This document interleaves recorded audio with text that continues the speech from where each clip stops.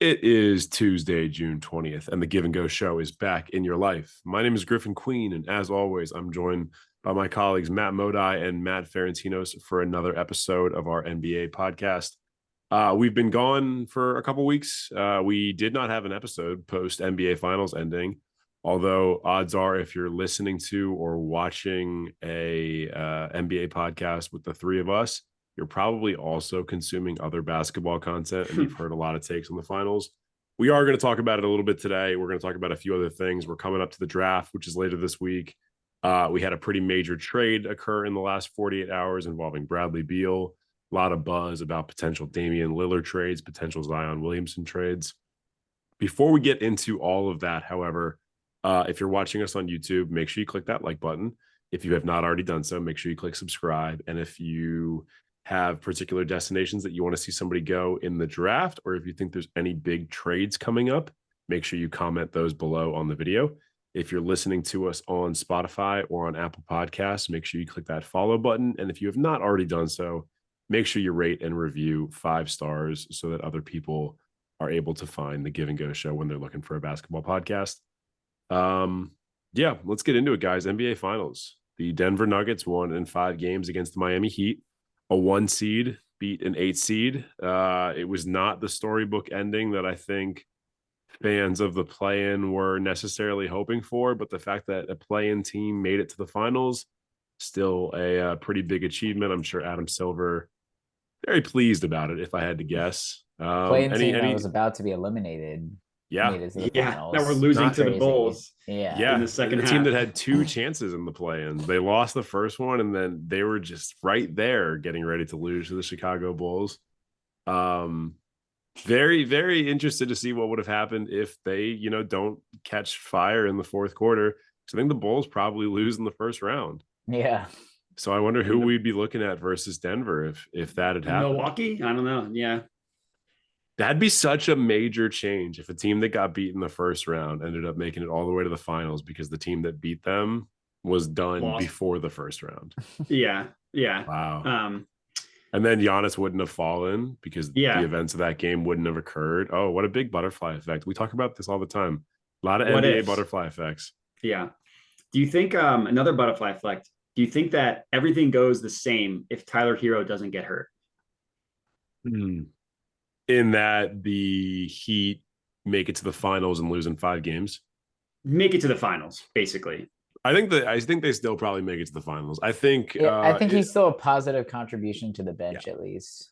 Like, I mean, Griffin, I'm sure you're about to say the same thing, but like for what the other guys were also really hot, but I think Tyler Hero would give similar production. If anything, I think he got hurt and they didn't bring him back in the finals, which I think was a good call. But if he was producing like he was during the regular season, the finals might have been closer than it was too. Yeah, I don't disagree with that. I think the production that you got from Gabe Vincent and some of the production you got from Max Strus and some of those games where like Duncan Robinson got really hot, you're probably seeing some of that taken care of by Hero. And it's not like any of those guys, are particularly great defenders, which is kind of the knock on him. So it's not like oftentimes when you lose a really good offensive player like Tyler Hero, you're replacing them with somebody whose offense might not be as good, but they're a really good hustle player, or they're a really good rebounder, or they're a really good defender, or something like that. Like if he'd been replaced by a healthy Oladipo, you'd have said, oh, it's a downwards trend offensively, but the defense is way better. But because he was replaced by guys like Gabe Vincent, I don't think that's necessarily the case. I think it's more likely that they probably beat the Celtics quicker than they did if Hero's there, because a lot of what led to them losing those few games to the Celtics was how gassed they were. And then there's also the possibility that Jimmy Butler maybe doesn't hurt his ankle because he's not carrying so much of the load. Things happen a little bit differently. I don't know. It's tough because I think Tyler Hero is a winning basketball player, but maybe he misses a rotation in the wrong game and they lose an extra one to the Celtics and they never make the finals. I don't know. Yeah, I don't necessarily. I wasn't asking because I think that things would have been differently if he hadn't gotten hurt. I was just curious because there's a lot of talk about are the Heat better without Tyler Hero because like it's just one less player you can target. And then I think honestly, they probably could have used him the most against the Nuggets because they dropped Jokic a lot and he's their best pull up shooter. Like I think he would have probably been the most helpful of all the series, Milwaukee, New York, Boston. I think he would have been the most helpful against the Nuggets. Yeah, I think particularly with how much Butler regressed by that point, probably about halfway through the Celtics series into the Nuggets series, it was clear that Butler was running on fumes. Yeah. Having another 20-point per game guy, even if he does have defensive flaws, I don't think is ever going to be a bad thing, particularly because Hero is a pretty efficient 20-point per game guy.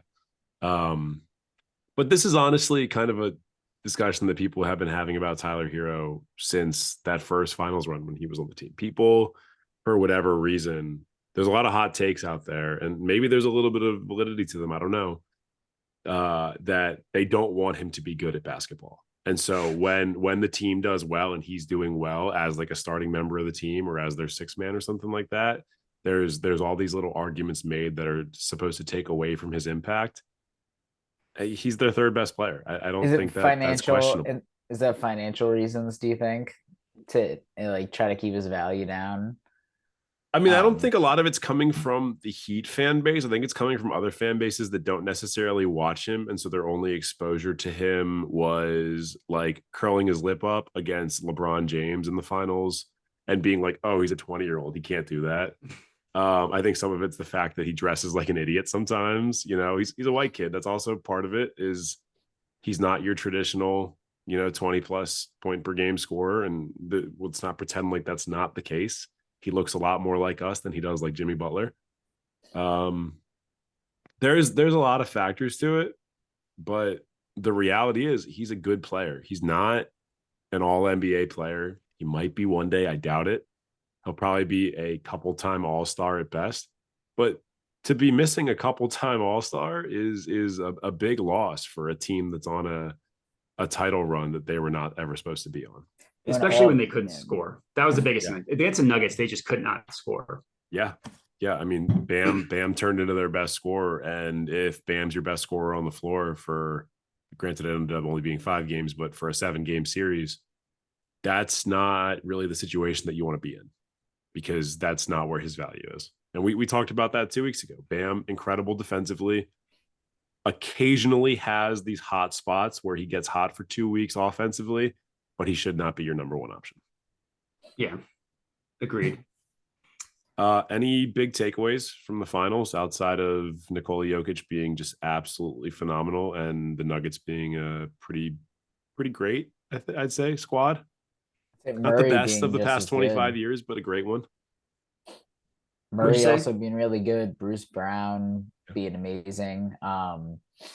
I mean, the Nuggets just were the best team in every series, even though they were underdogs in some series still in the playoffs. And I mean, like, even on this podcast, they were against the Suns, they weren't underdogs. No, they were the favorite. Really? They were picked against by a lot of analysts, but they were not. Yeah, the odds makers had them favored.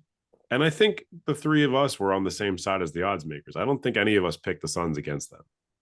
Yeah, and I mean, it's just because the Eastern Conference fumbled the bag that they had to play the Heat in the finals. Sure. I still think they probably beat the Bucks just because of how well they played and how healthy they were. They really were a team that were able to adjust to anything that the Heat were throwing at them, and I think it would have been similar for any other team. Although it would have been interesting to see Giannis and Jokic and like what kind of matchups that would have caused. That definitely would have been so much more interesting in the finals. I mean, Celtics, I still think the Celtics probably would have been gassed and lost, kind of like the Warriors finals last year. They could have thrown a little bit more though with Jason Tatum and Jaylen Brown's versatility. But I mean, Jokic is a beast. I wonder if the Nuggets can keep it up. I think people are even post Suns trade considering them the favorite for the finals next year. It'll be interesting to see what happens with free agency if they could keep all their players. I know that Bruce Brown is a big free agent right now because he can leave and get a lot more money instead of taking a hometown discount, but we'll see what happens there. I don't know if we can classify it as a hometown discount when I'm pretty sure they're his third team, but yeah, I mean, like he won a championship though. I know what you mean. Yeah. Like, yeah, but yeah, I get it. Same thing that I think they'll probably help for Aaron Gordon in a couple of years is that this is going to want to, like, this is the team of the future for him. Yeah, they I gave feel like him my biggest they gave him another shot. Maybe Yeah. they'll pay him back. They made him a third Yeah. option, and he was designed to be a third option.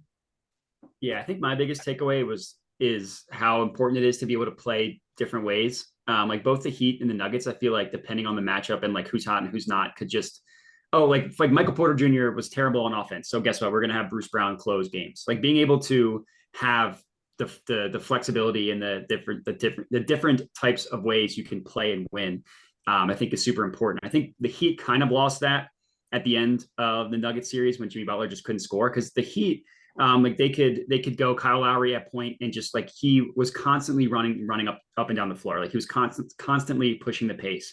Or they could have Jimmy Butler just slow the game down, James Harden like, and just just be super surgical, get the switch he wants, and then just go at him. Like I think of, and this is very obviously specific to me, but how frustrated I would always get because Doc would never experiment, never do anything different. He same rotations, same play style, everything. And then in the playoffs, it's no surprise when smart coaches take that away.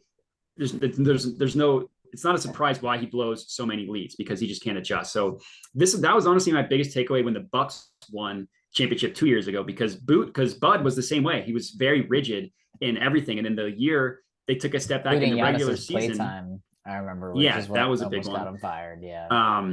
But the year they won the title, they took a step back in the regular season because he experimented a lot more and tried a lot of different things. And then guess what? It came up huge in the finals when they won the finals because of it.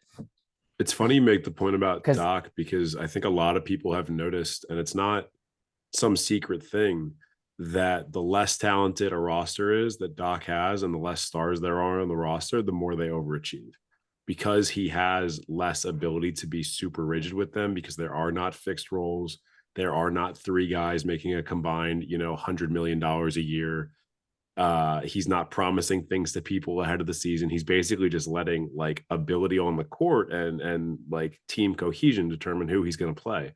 So if you give Doc a team of 25 to 30 win guys, he'll stretch 40 to 45 wins out of them. But if you give him a 58 win team, he'll get 57 wins out of them. And then he won't do anything in the playoffs with them. And it's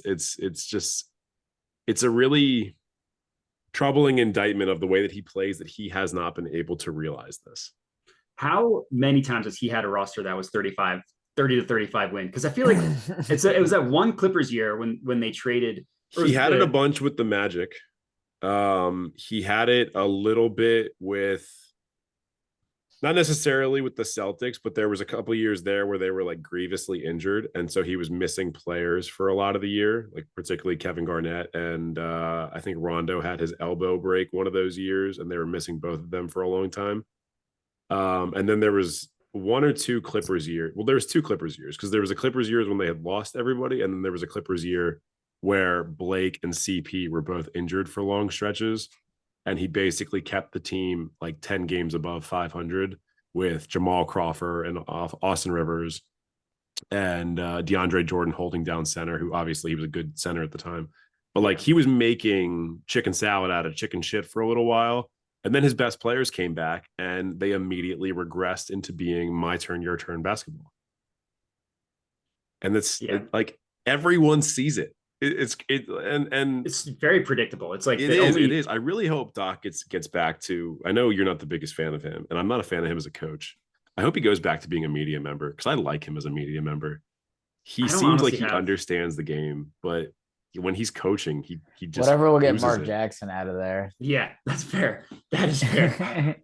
I don't want Mark Jackson to be involved in basketball, but that ship clearly has sailed.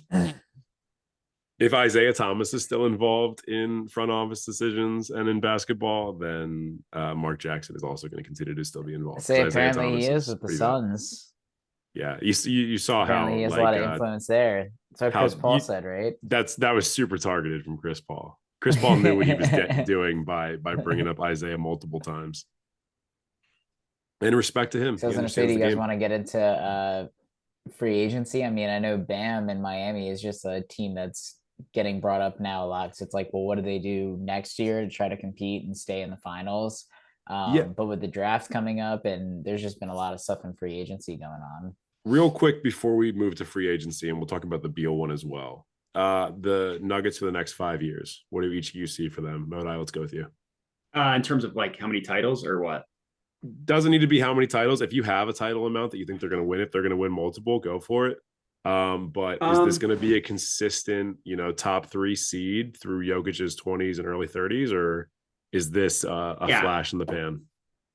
I think they are going. I think they're definitely going to be a consistent, assuming health, and even without health, they'll probably still be a top 3 seed. I think they were I know they were the 6th seed last year, but 2 years ago, I guess Murray got hurt at the end of the year, so maybe not that. But yeah, I mean, like we can quibble with what happens when they play a really good jump shooting team. Like we saw that for 2 games when Booker and KD went off and they won both those games. This is not me saying that like I think the Warriors would have beaten them. I think that would have been interesting just because the Warriors could do something that no other teams could have. The Nuggets still beat them, but I think that would have been interesting. But regardless, that the team's a regular season wins machine because Jokic he never misses games. The only time he missed games was at the end of last year when they were like 10 games up on the 1 seed. There was no point in him playing. Exactly. Yeah. And I mean, the way, like, assuming they can keep together the core of the roster, like really they only need the 4, Michael Porter Jr. isn't like one of the big 4, but like if they can keep those 4 and health, they're going to be a wins machine in the regular season. Ferentinos, thoughts? Yeah. I think it'd be cool if they got another title just to kind of legitimize this run, because I think there are some people of the take that it was a Mickey Mouse quote unquote ring just with their combined seeds they played against. I think it's like 27 if you add them all up, which is I think maybe the highest in, I don't know, like post merger era or whatever. But I mean, it's not their fault. They play who they played and they beat their opponents, and they still beat some really good opponents. And for the first time, the injuries broke their way instead of in reverse. But I think, they're consistently, like they've always been top 5 seed in terms of wins in the West. And I think that continues. I think it'll be one of those things where do we vote Jokic MVP again? I think that'll be like a consistent take over the next few years, because it's like, is Jokic going to try and win MVP again, or is he going to try and do the Giannis thing where he tries to stay fresh for the postseason now, knowing what it takes to go deep? Even him doing that is still putting up ridiculous stats because of his usage. So it's just going to lead to like MVP discussion, even if he is quote unquote like coasting through the regular season. I could see Jokic's points dropping off a little bit and all his other numbers skyrocketing, because clearly the guy doesn't need to score to win. He can win scoring. He can win not scoring. I think I'm pretty aligned with the two of you. I think they're probably going to win at least one more title in the next 5 years. I don't know necessarily if it's going to be this upcoming year. I think what's more likely is they'll probably have not necessarily a down year, but I think it's likely they get beat next year, and then the following year, maybe they win another title, because everyone is now going to come up with specific game plans to try and beat this team. And there's not have Luka in the playoffs was weird. Like I feel like the Mavs and Luka has the potential to knock teams out. Like I feel like he could. I don't know. I mean, he's that special of a player. I'm curious what the Mavericks do Yeah. this next year. I mean, I hate to watch a young talent's career get wasted, and that's the kind of the trend that I feel like we're going to be on with Luka. But maybe they'll course correct really easily. And maybe he'll just go back to elevating, C and B tier players to an almost 50-win team. And then I'd love to see the Mavs and the Nuggets match up in the playoffs. I don't think Jokic is going to win another MVP. I think the voters, now that they've given him their finals MVP, I don't know. I mean, they might course correct from this year, and it might be like an apologetic MVP. If he has similar numbers this year, he should win next year. And if the Nuggets are like the 1 seed again next year, and they just keep rolling. Even if somebody like Luka puts up like 32, 10, and 8 or something over the season, if Jokic repeats what he did this year, I think they'll give it to Jokic as okay, we're good from the 2022-2023 season. But I can't imagine he's gonna go out of his way to try and continue winning these. I don't think that's necessarily the way he works. But this team is nasty. And there's a lot, like one of the things that I like most about this Nuggets team, and we've talked about it a lot, there's a lot of fun matchups with them. They play fun, exciting, team-friendly basketball. They don't flop a ton. They don't really foul bait. I don't want to say they're playing the right way, but in a lot of ways, they play a way that the NBA should be marketing more heavily, because it's a really, really good way to get casual fans into the league. They just do dope shit all the time. I just think like off-ball movement is key to like fun basketball, which is why like the Warriors were always such a great team to watch. It's like, yeah, they became a more like hated team when they consistently won, but like literally it's like Steph Curry, Klay Thompson, Draymond Green, what they can do together as the Warriors makes like them just incredible to watch as a team. And like you kind of get that with the Nuggets because Aaron Gordon cutting, Michael Porter Jr. cutting, like everyone moving off ball and then having Jokic be able to find them when they do makes for fun basketball to watch. And then also like the Jokic Murray 2-man game pick and roll is like unstoppable. They're just insane. Yeah.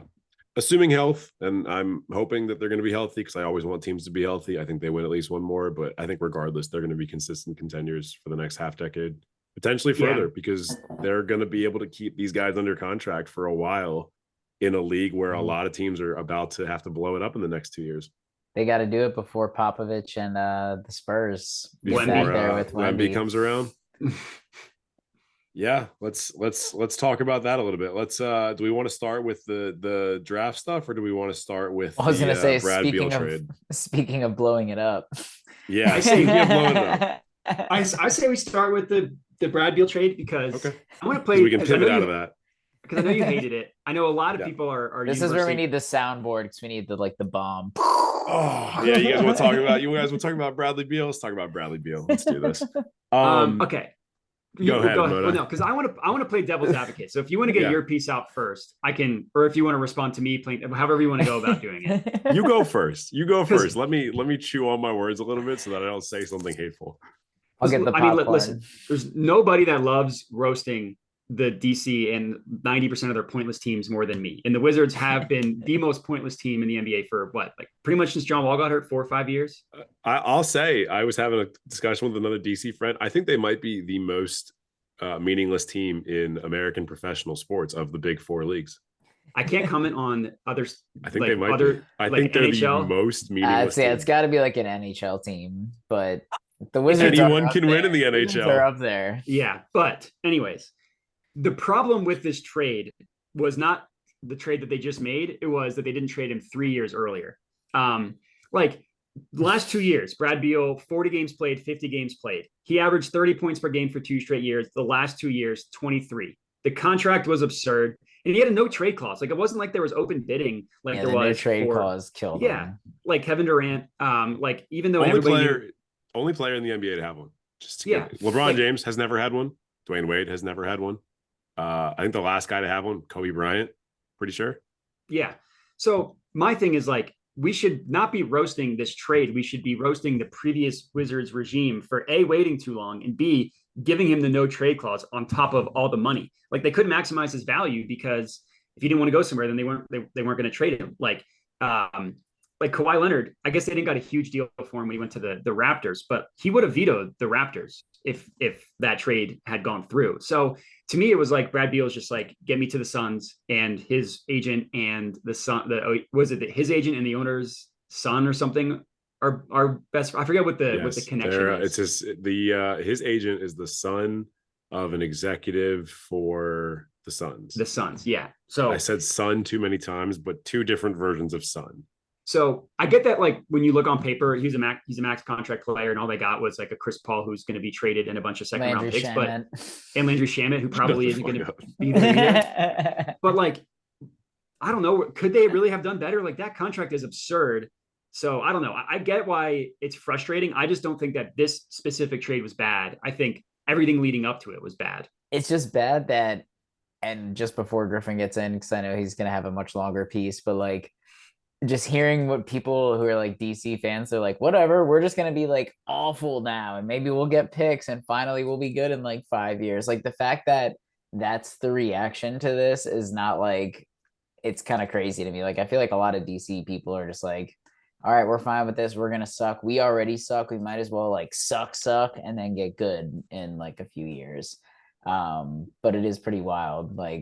Yeah, Griffin, what is your take with the situation? I think it's a bad trade for everyone involved, with the exception of Bradley Beal. And honestly, it might even be bad for Bradley Beal. I don't disagree with anything that Modi said. Obviously, the time to trade him was 3 years ago when he got second place for the scoring title behind Steph Curry. Obviously, the time to trade him was when he was off of back-to-back 30-point seasons, despite the fact that they were the most empty stats ever. Obviously, the time to trade him was before he played 90 games over the past 3 full seasons combined. There were a lot of better times to trade him, and a lot of Wizard fans that are connected to the team and watch every game would have told you, and I'm not saying not you guys, but generally, when he came off of that post-bubble season, we said trade him. Even coming off of the bubble season, we said trade him. This is it. This is the peak. He's not going to be better than this. But then Westbrook came to the team. He made Beal look a little bit better. We backed our way into the playoffs and got smashed by the Sixers. And you know what? People weren't shitting on Beal for how he did in the playoffs. That was the time to trade him. Instead, Tommy Shepard, who our GM hired despite being a part of the previous regime of Ernie Grunfeld, he basically hired the right-hand man to the worst basketball GM of the 21st century, gave him a no-trade clause, he gave him a supermax contract, and he gave him a trade kicker so that if he went somewhere else, not only would we still be on the hook for whatever he had gotten paid at that point, we'd have to give him 15% more of whatever his contract was for that year. Oh my God. Who negotiates against themselves the way the Wizards negotiate against them? Like, I fundamentally cannot understand that. So all of this being the case, player-friendly destination for contracts. Bradley Beal is still on the team, and Bradley Beal tells the Wizards that he would like to go to the Suns or to the Heat. And apparently a Heat deal couldn't get done quick enough. And there were a couple holdups with the Heat deal. They didn't want to move Tyler Hero. Okay, we don't need Tyler Hero. They didn't want to move Nikola Jovic. Okay, we don't need Nikola Jovic. Give us another second round pick. Give us some sort of other asset. They didn't want to move Highsmith. We don't need Highsmith. Give us your garbage as long as you give us picks with it. I don't care about the players that we're getting back. I care about the assets that we can move in the future or utilize, because the Heat are probably going to be bad in a few years, at least for a couple years, because they have to get out from under the Kyle Lowry contract. No, they don't, because someone else is going to fucking deal with it. They had to get out from the Jimmy Butler contract because the dude's in his mid-30s and is clearly regressing physically in terms of being able to play an entire season. And Bam is probably going to be a trade target for a lot of teams in a couple years. So there's going to be a couple year period where the Heat are probably a 30 to 40 win team. But no, we don't need those picks, right? Let's talk to the Suns instead. Let's see what we can get from the Suns. We go to the Suns and we get table scraps and Chris Paul, who doesn't even want to play for the Wizards, nor do we want him to play for the Wizards. Yeah. So what are we going to do? Are we going to buy him out and we're going to let him go to the Clippers at no cost? We're going to buy him out and let him go to the Heat at no cost. Basically, we're just going to make Chris Paul's life as easy as possible. Maybe he'll throw us a bone down the line as president of the NBA Players Association. Who's to say? We get a bunch of second-round picks that we have historically never utilized at any point in a positive way. Go look through the Wizards draft pick history. Jordan Clarkson is the best second-round pick that we've had in the past 30 years, and we didn't even draft him. We gave somebody else. We drafted him for another team. We drafted him for the Lakers. That's the only one we've hit on. Everything else is dudes that we stashed in Europe and never brought over, or who never even played professional basketball. So sure, we have a new regime. Maybe they're going to make it work. I don't care. I don't care if they make it work. I don't believe that they can, because every single time we've had picks, we've had assets, we've had good players, we haven't made it work. So why would I change my mentality now? Bradley Beal can go to the Suns and he can be a third option who thinks he's a first option. And let me tell you this, I don't think the Suns got better. There were better deals out there for the Suns. They think that they're going to do a Kevin Durant, James Harden, Kyrie Irving thing with Devin Booker, Kevin Durant, and Bradley Beal. Well, Kevin Durant's 3 years older than he was when that started. Yeah. Devin Booker is better than James Harden was at that point and better than Kyrie Irving was at that point. But Bradley Beal is substantively worse than both of those guys. He's injured all the time and he's not getting any younger. And so Harden the Suns can commit to too. offense, and you know what? Enjoy. Have a great time. You're not going to win shit. You're going to get the rest of your $250 million, and I'm happy for Beal. You and your anti-vax wife can go make as much money as you want to make, but you're not going to win shit. The Suns are you- not going to win shit. They have Do you no think depth. that they beat the Nuggets if like The their Suns with rosters this are how lineup, they are no. today? I think they lose in 5. I think they lose quicker. Yeah. Because Bradley Beal is what people said about Devin Booker when Devin Booker was on 30-win teams. They were calling him empty stats. Bradley Beal is empty stats. He doesn't play defense. He doesn't rebound. Go look at his assist to turnover ratio when he has a high usage rate. He turns the ball over 3.5 times a game. He gets 4.5 assists per game. That's bad. Jaylen His Brown late game, season. last 5 minutes of the game, turnover numbers and clutch shot making numbers are atrocious for a high usage guard. He's undersized. He's on the wrong side of 30. Things are not going to go well for him. The Suns are going to be paying this dude until he's 35. Have fun. Devin Booker is going to want out in 2 years. And you're going to take the best player you've had since Steve Nash and you're going to burn him the fuck out. Best of luck. All right. I have another question. If go there's an Instagram model, who goes first with this Suns roster? You know, like the bubble Suns. Well, Bradley Beal's very married with children. Devin Booker was not part of that. So, and Kevin Durant, I like to think is better. So Kevin Durant. Didn't Booker go first? Wasn't that what she said? No, from what I understood about it, he was not there. He was on the team at the time, but he was not in the room. I think she ended up changing her story down the line, but there are players that have said he was not there. Oh, okay. She was cloud chasing because he ended up being the most famous one. But it was, you know who she was like bopping off? It's like Marquise Chris and shit like that. Great. I mean, there's honestly at that point you should be paying him. 8 NBA players is still impressive consecutively. Yeah, it's absurd. It's absurd. I mean, everyone involved in that has no self-respect, but like, these are late round, late first round guys. Those are the type of picks that the Wizards just acquired. Yeah, those are the guys that the Wizards just acquired. So, maybe the Insta Thoughts in DC are going to have a field day with all the under $1 million a year guys that we just are about to get, but I'm not. I'm heavily in on the Lakers for the next 5 years. I don't even care that they've traded all their assets because at least they try to win. Yeah, I don't necessarily think that. I'm not as down on it from the Suns' perspective as you are. I think I probably still would have done it if I were the Suns because like you just had to do something, and I respect them for going for it and being like, fuck it, we're just going to get Kevin Durant and Bradley Beal and figure it out. Matt Ishbia being willing to pay a $250 $50 million luxury tax. Yeah, it's crazy. In his second year of ownership is crazy. It's good for him. That's what owners should do. But in 2 years, in 3 years, he doesn't have Ballmer money. He's going to be looking at a $500-600 million luxury tax for a team that's probably a second round exit, and he's going to start thinking, do I really want Devin Booker on my books? Do I really want Kevin Durant here? Like, I think he's going to blow it up. Probably. This is him swinging for the fences. Maybe they win one and I end up being completely wrong, but if they don't, they're going to cost this dude a lot of money. So if they could somehow trade Ayton for depth, do you think that this team could be even better? Yes. Yeah, I think you trade Ayton for a defensive-minded center and probably a little bit of wing depth. Mm-hmm. If you can trade Ayton for 3 good players that don't cost a lot of money, which is hard to find right now, you're probably in a good spot because Ayton just is not going to give you what you need with these 3 guys up front. You got to get rid of Ayton. I wonder what teams would be like a good fit for that right now, or like what kind of a trade would be good.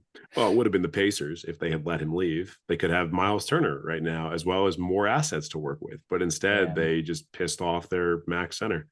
When we do an episode next week, if Ayton hasn't been traded yet, I'll probably come with a couple different Ayton trades in mind. There was a couple that I was looking at. I know Portland is talking to people. I know Miami was talking to people because they were talking about moving a bunch of people around. I don't think any of that's going to happen, but things happen weird in the NBA. Yeah, what do you think with Portland and the Miami? Bam rumors? Like, why would they trade Bam? I don't understand that. Peak of his value. I don't agree with it. I don't agree with it. I just think like they also might just be testing the market. If somebody says we want Bam and we'll give you laundry list of assets, I mean, you have to at least take the call, right? So my question is, are they shopping him or are teams trying to get him? I think teams are probably trying to get him. Miami's whole thing is that they always put guys like everyone has a value, always available as a price. Unless you're even Dwayne Wade was available. if you are a star for the team, you are available to be traded. Doesn't mean they're going to do it. And more often than not, Miami doesn't do it. But for me, they do the opposite. They get the star. For them, it's absolutely a business for them. So, I assume they probably communicate that to their players as well, because their players never seem to get all that outside of like Hassan Whiteside.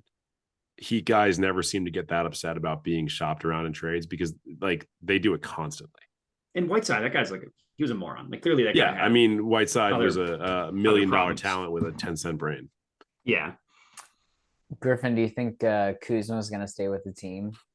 No, I think Kuzma's going to go somewhere where he can get. I mean, like, look, the Wizards could pay him. Because I saw they could sign and trade him. I saw you decline the option. But like, why would the Wizards pay him at this point? Like, what would be and if the goal is to trade him, that I would understand. That would make sense. But if they're not trading him, like, what would be the point of that? So he could opt to talk to other teams who want him, and then as basically do the opposite of what Beal did. He could try and help Washington on the way out by being part of a sign and trade, getting them assets on the way back. Kuzma in 2 years has appreciated Washington more than Beal ever has, but there's also no reason why he would ever have to do that. And I don't expect him to have to do that. I think the fact that Beal didn't do that is a little bit of an indictment on Beal, because historically we do see superstars who leave post signing of a max contract try and get value back for their team because they played for, at that point, you played for a team for at least 10 years. I don't think Kuzma necessarily is going to do that, but it also might be a way to make the money work. Like, let's say Kuzma wants to go to the Lakers. The Lakers cannot sign him outright and actually afford him. So you would have to do a sign and trade to make that work. Yeah. And that could be the way that it plays out. A trade makes sense. I'm saying, what would be the point of signing him if just to sign him and if there's no trade coming? I mean, they could beat the market. If everyone else says, hey, Kuzma, we're going to give you $90 million over 3 years or 4 years, and the Wizards say, hey, turns out we changed our mind. We want to give you 110 over 4 years. He might just take the bag, because at that point, he's going to be pushing 30. He might be into his 30s at the end of that contract. And he might just want to cash as many checks as possible, as quickly as possible. Yeah, but why would the Wizards do that? If they're like trying, like, why would they? Why do the Wizards do anything they do, Modi? Like, that's the question. Why do they do anything that they do? And I know, again, new regime, and they're trying to get off the bad money of the old regime, and I respect them for doing that. But I will never believe in them until they prove that they should be believed in. Like, I can't be burned for 30 years on this shit. 30 more years. They're so bad. So bad. Yeah, I mean, the regime is terrible. I just assume that like them trading Beal was a sign. Okay, but like, because I know during the season there was like they're going to try and re-sign Kuzma and Porzingis and have a 3-man And I think they're still going to try and do the Porzingis thing. They're still going to try and sign and trade Porzingis, as far as I'm aware. That's the expectation, is that they will get more assets back by signing and trading Kuzma and Porzingis than they will on the Beal trade 5 times over. That's the hope. Yeah, and that makes sense. If the goal is to sign and trade, that makes sense. But like to re-sign them would be like doing 2 literal opposite things at the same time. It'd be hashtag so Wizards though. Yeah, I guess like you said, it's typical Wizards. Maybe Ted Leonsis gets shook by the online reaction to the trade. They still have to sell tickets. It tells them to do it. He still's got to sell tickets. That is true. Yeah, I don't know if you guys saw the new seats in Capital One Arena. They have this new section it's basically floor seats, but it's like even more luxury than floor seats. Good luck filling those seats up when you're winning 18 games a season. Do they have a first half package? I don't think so, but I'll look for you, buddy. To be fair, I feel like more people will care about the Wizards winning 18 games than they have the previous couple seasons of the Wizards winning like 32 games. Sure. Yeah. I mean, I am fine watching a bad team that is a developmental team and one with good draft picks. It's too bad we didn't get any good draft picks.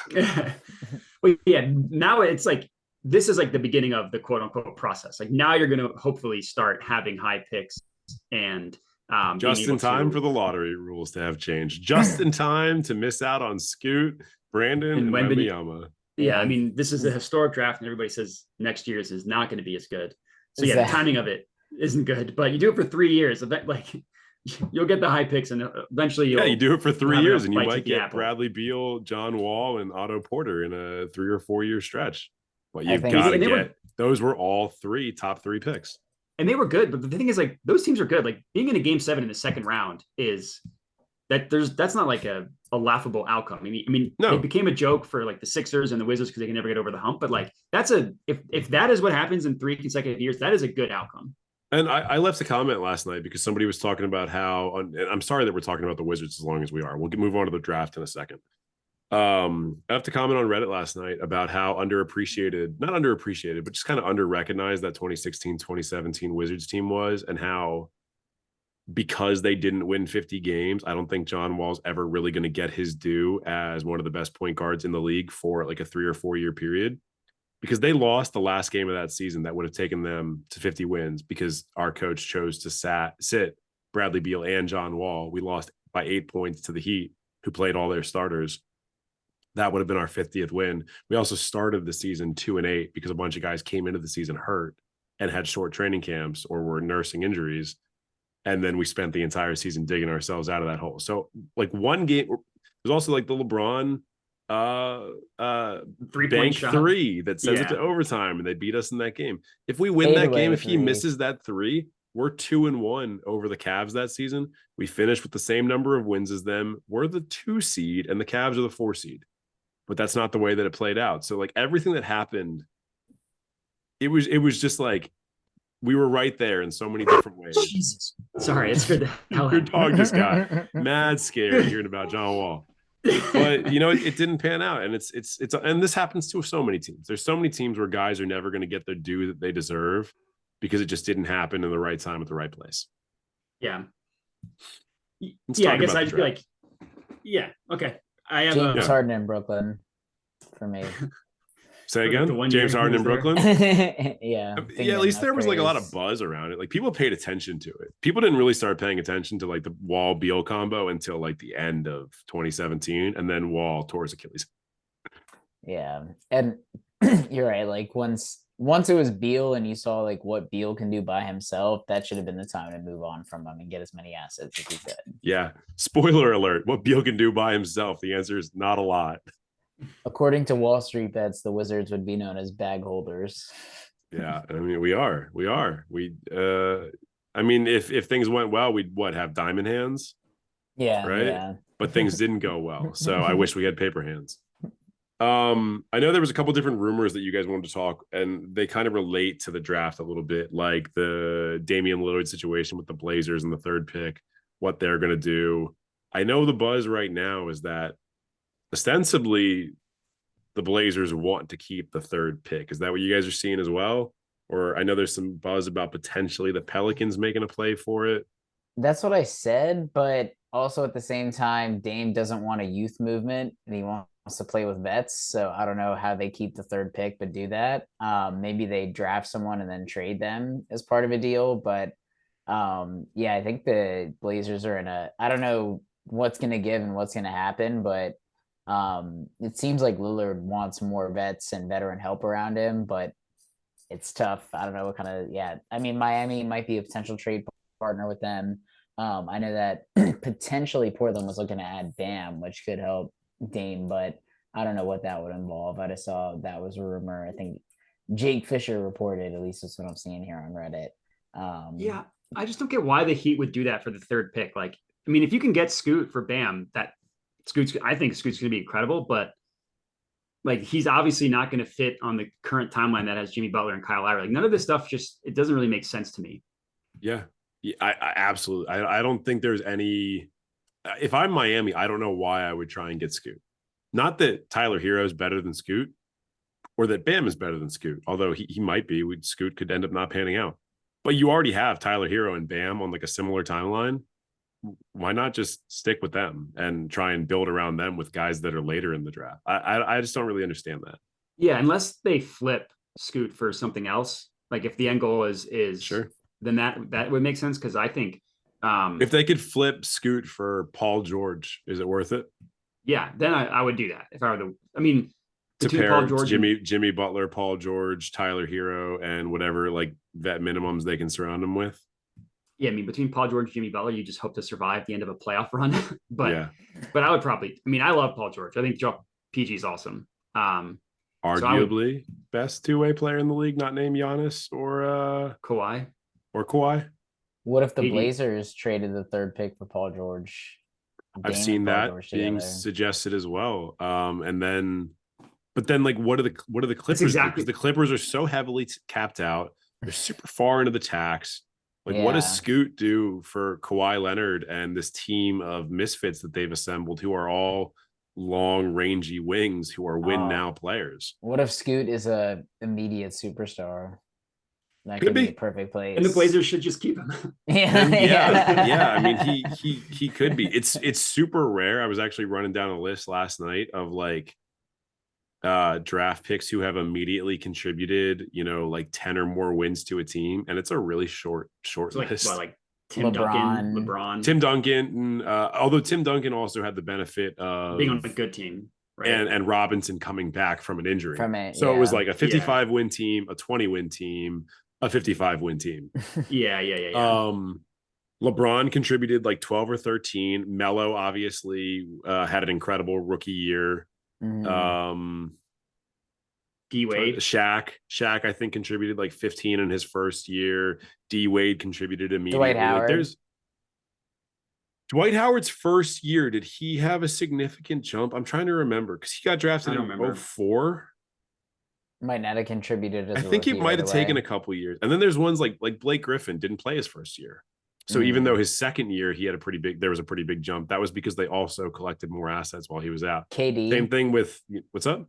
Was KD one of those players? Maybe KD's team went down. KD's team, his year after being drafted, he's been a bus rider. I think they went from like 27 and something to like 24 and something. Those Supersonics they teams dropped. Were terrible. Yeah, the team was getting ready to leave a market. Like everyone knew what was happening. Yeah. Yeah. So look, if it's the same thing with Wemby, like he could come to a team and be an immediate contributor, but it's a really genuinely rare thing to come to a team and take them from being a lottery team to not even a playoff team, but like a 35 win team. Like it doesn't happen a lot. So I don't think Scoot's going to be that guy unless everything falls in the right way for the Blazers and they're healthy the entire year. Don't see it happening. And maybe they get some like trade deadline pickups or something like that. Like I don't understand the fit. Blazers have to trade Dame. Like I respect him being, quote unquote, not running from the grind, and I understand why they don't want to trade a franchise icon. But like the three of Scoot, Simons, and Sharp, like that's something you can kind of start with that and build something from there. I'm not a Simons guy. I think his destiny is just as a 6-man because he can't play defense, but like even if Scoot and Sharp, and then they'll probably be bad for a year or two. Like I think that is depending on what happens with Scoot, like that is a good starting point for a franchise. And I think it would be borderline malpractice to trade the third pick for someone that's not, especially if it turns into Scoot. Because I'm not a Brandon Miller guy, and we'll get into that. For like Porzingis or like Brandon Ingram, who I like Brandon Ingram, but he's not worth the value of having Scoot on your team for like 10 years. And he's another guy with a significant injury history. He can't stay healthy. If I'm the Blazers and the people that are being offered to me are guys like Ingram or Zion or Porzingis or Paul George, every single one of these dudes, despite their absurd talent, has a massive injury history. So right now you have the idea of Scoot and everything that he could be, a young guy who's got no miles on his legs. Or you could take one of these older dudes and you could try and squeeze a little bit of juice out of a Damian Lillard who's fallen off in terms of his health. Or you could just trade Dame. You just trade Dame. Like I don't know why this is the same thing as the Wizards and the Blazers. Like, come on. We talked, they're the Wizards West. Just fucking trade your superstar. The time was 3 years ago. The second best time is now. The only one that I could understand the rationale behind is Zion, just because you're like, well, if he pops, then like that is a franchise changing in that he trade. Like expands and wait until he explodes or pops on a pornographic video. Yeah, there's a lot of ways that can be taken. Pops, it means too many things right now. If the good version of that happens, sure, that's a legitimate franchise changing trade. That's the only one that I can even understand. I wouldn't do that just because. I mean, and this poor is Pelicans, man. Brandon Ingram, Zion, Anthony Davis, like they just can't get it to work for any of those guys. Yeah, I'm not gonna stop talking any shit. I mean, granted, part of it's because he's a Laker. I don't want to talk any shit about him right now. I'm not gonna talk any shit about Anthony Davis. Anthony Davis and I mean, I guess Chris Paul, if you want to include that as part of it. They both gave blood, sweat, and tears to that franchise, and they just didn't put good teams around them until the last possible moment. Timing, injuries too, I think have like things to do with it. I know that they like put together some decent playoff teams, but then like DeMarcus Cousins got hurt, I think, in one of their playoff games, like when they had the Rondo resurgence year with AD, Rondo, Cousins. Drew, Mirotic, AD. They were pretty. I think they went Boogie up like 2-0. They were incredible. First series, yeah. Boogie tore his Achilles. Mm-hmm. Yeah, I think. I mean, AD and Drew should have been better than what the Pelicans were, but regardless, I just don't understand. Like, what the Blazers should just trade him. Like, I understand the whole like I'm not running from the grind and all these memes making fun of him for like God. No one gives a shit. No one cares, Dame. Okay, so you didn't run for the grind for 11 years, 12 years, whatever it was. Okay, we're all very impressed by you. Congratulations. You made a lot of money. Everyone loves you. No one in Portland is gonna be mad at you if you leave. Just fucking bounce, dude. Like, you're better than this. Where would you move Dame? If the Blazers, even like, Miami he's not pulling a I can't think of an example, but like if the Blazers trade him, it would be from their own volition. It wouldn't be like Dame's forcing his way out. It's not like he's not forcing his way out. He's not doing a decision or anything. Yeah, he's not pulling an Anthony Davis who, like, for his half year for the Pelicans, just like stopped trying. I'm surprised you couldn't think of anybody, considering KD and Kyrie both did that in the past 6 monmonths. James Harden. James Harden did it a year and a half ago. Yeah. James Harden did it twice in a 12-month period. I was trying to think of an example equivalent to Dame, though, because like Vince Carter. Yeah, Vince Carter, he just like Chris gave Bosh. up on the but Chris Bosh Bosh Raptors. Chris Bosh was signed with the Heat, or with the Heat. Yeah, he had told the Raptors he was going to re-sign with them, though. He straight up lied to that team. He told their front office, he was like, "Yeah, I'm coming back," and then he packed his fucking bags and he moved to somewhere where it was warm. He put in Canada. He put a Kyrie, if you guys will have me. Yeah. Oh yeah, with the Kyrie with the Celtics. There's one.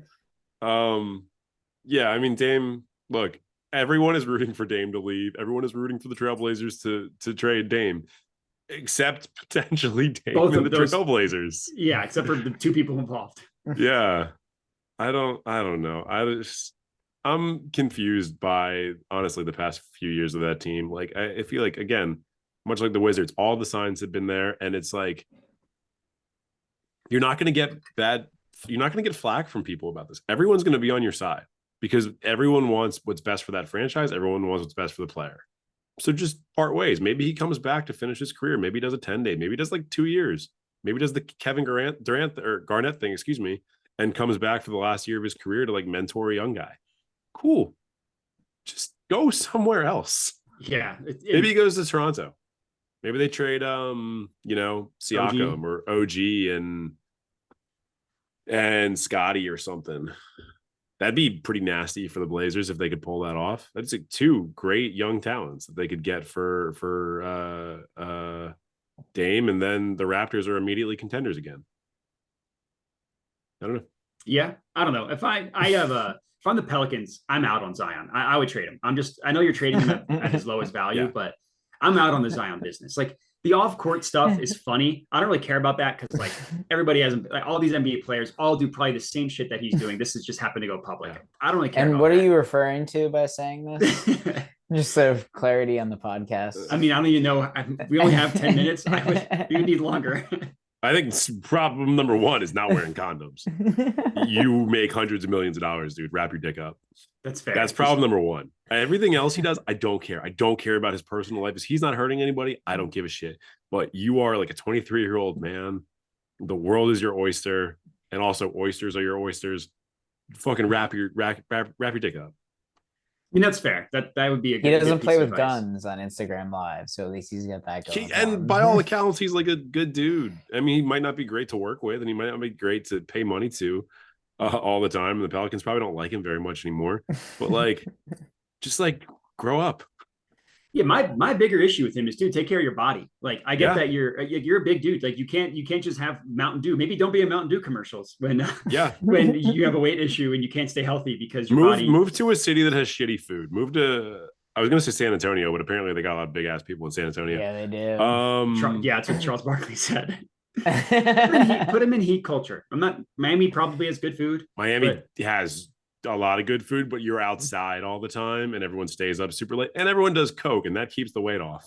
Put him in heat culture. But if I'm the Pelicans, I'm out. Like, I feel like they have if you can get Scoot for him, I think that would be incredible. Like, if you can get the third pick, I would do that. I'll do that for both teams. I think it's a worthy risk for both teams if the Blazers are just not getting rid of Dame. Sure. But I like the Pelicans roster. Like, they were good last year, even when Zion wasn't playing, and then Brandon Ingram got hurt and the wheels just kind of fell off. But they have a lot of like pretty decent young talent and they have a ton of picks. So getting someone presumably a proven, I don't know, maybe like whatever Scoot turns into, there's always a risk with draft picks, but someone who seems to be a sure bet to at least be good. I think that would be a very good trade for the Pelicans. And I'm just out. I'm out on Zion. I'm out on the Zion business. Yeah. I'm with you there. Makes sense. If the dude just never plays, like just can't, he doesn't take care of his body. He can't, like, he's what Joel Embiid could have turned into but now Embiid's at least playing like 60 games. Like, if we can get 65 consistent games out of Zion, we'll take that. 65 games would put him with the same guys we were talking about the other day that won be like scoring the highest percentile player. Yeah, he'd be in the top percentile of all NBA players this past. He would win MVP. So he'd be fine. Yeah, with his ability, he absolutely would be in the running to do so. I know you guys have to get out of here pretty soon. I know we wanted to talk about the draft a little bit, and we kind of did somewhat. Modi, I really want to get your thoughts on Brandon Miller really quickly, because I know that you had something that you wanted to say about not really loving his game. And I think whatever you say, I'm probably going to agree with, because I don't love him either. Yeah, no, sorry. I didn't mean to cut you off. No, go ahead. Yeah, I haven't done a ton of draft prep yet, so I'm not going to pretend that I'm coming from like a super knowledgeable standpoint. I would just plant my flag that it would be a disaster if the Hornets take Brandon Miller over Scoot. I'm not a Brandon Miller guy. Not even talking about the off-court stuff, which I think is a lot more serious for Brandon Miller than it is for Zion, considering there was like a death of a human being and like whatever. I don't know what happened there, but I think that's a lot more serious. But I'm just not a fan of his game, and I legitimately think Scoot could be like a generational prospect. So this is more of me being, I'm out on Brandon Miller, but I'm more heavily in on Scoot. Because I think like if Wemby didn't exist, I think people would be talking about Scoot as like a possible like generation franchise changing guard that you can draft. And the Hornets passing on him because like, we already have LaMelo is just so stupid, because just figure it out. Just get the talent and figure it out. Well, so who is, I guess, making the pick for the Hornets? Because isn't Jordan selling? He's out. He is selling. I don't know. Is it Kupchak? So I imagine the front office is still in place, and I don't think they found a buyer. So I think as long as Jordan is still the owner, it's still going to be his front office, and there might be like a transition period, but it's not like it was with the Hornets or whoever it was during the Chris Paul stuff. Like the league's not going to be making the decision. The same organization Adam is still Silver in place. making the pick. Yeah. No, not as far as I'm aware. I agree with you, Moda. I think Brandon Miller has a really high ceiling. The comparison that a lot of people make for him is that he could end up becoming very similar to a Paul George type player. But there is a world where Scoot becomes Dwayne Wade. And as much as I love Paul George, Dwayne Wade is the better player between the two of them. And Dwayne Wade has more readily affected being a winning basketball player than Paul George has. And real quick, before you continue, I think it's more likely that Scoot hits the ceiling than it is for Brandon Miller. I would say that's like if you're like saying I'm less concerned about Scoot. I mean, like, maybe that's unfair because we don't know what happened with the gun stuff, and it's also one guy's been a pro for a year, the other one's been in college. So Brandon Miller could get to the pros and be the consummate professional. But I know a little bit more what I'm getting with Scoot, and what I'm getting is an incredible basketball player who is immediately going to impact the game. And while it is a more and more wing driven league, I still I favor guards to be like the leaders of teams. And I think Scoot's going to be the leader of a team. I don't know if Brandon Miller necessarily is that guy. Yeah, I just don't think that he has like alpha top option potential in Brandon Miller. In Scoot, I mean, Scoot being D Wade like a combo guard who can like a better version of even like Jamal Murray, I think is kind of the archetype that I see for him. Make it happen, Brooklyn. Come out of nowhere. You're gonna trade Bridges and for some him? picks. Yeah. Why not? I was gonna say, what picks are you able to trade? But I guess you have a good collection of them from the Suns. They have all the Sixers picks in the Suns now. And the Sixers, yeah. Yeah, I mean, I guess you could package a bunch of them together. Which honestly, now that I think about it, if I'm Portland, that might make more sense considering if I'm not trading Dame, going to the Nets, I just fucking kick the can down the road a little bit. Yeah. Not that I think that's the right choice. Well, because based on what we know about the Portland front office, maybe that is a choice. That wouldn't be. I mean, there was a lot of buzz of Dame to the Nets before. I mean, I haven't seen anything recently, but there was rumbles of that. Yeah, I don't know. I'm so much is going to be determined on like what teams decide to do once all the new cap rules and luxury tax rules go into place, that everything that we're talking about now in terms of like where we see guys in a few years and where we see these team situations in a few years, it's all just guesstimates. Yeah. Because it's going to change so quickly once the rich owners decide that they're able to keep spending and the poor owners all tighten up their pockets. And there's a lot of owners who are quote unquote poor owners who are either going to do that, or I mean, we're going to see more people like Jordan who are going to sell and they're going to make a ton of money and they're going to sell to somebody that has $50 billion instead of $5 billion. Jordan could definitely use the money too. You see what his ROI was?